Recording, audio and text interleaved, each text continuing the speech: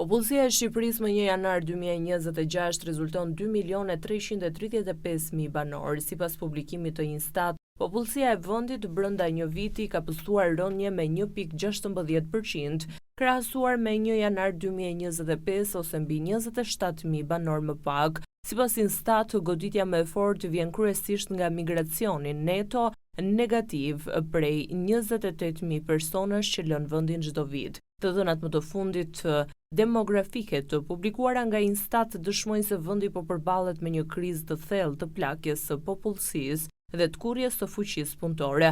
Mosha mediane ka shënuar rritje dhe duke arritur në 45 vjeç, ka dëshmon se gjysma e qytetarëve tashmë i përkasin moshës së mesme dhe asaj të thyer.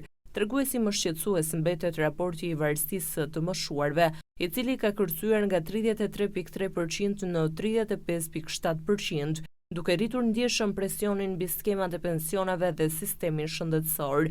Ndërkohë, raporti i varësisë së të rinjve është përkeqësuar, duke arritur në rreth 23.7%, kjo si pasojë e rënjes së vazhdueshme të lindshmërisë, ku numri i foshnjave të lindura gjatë 2025-s ra në 22.541 bebe.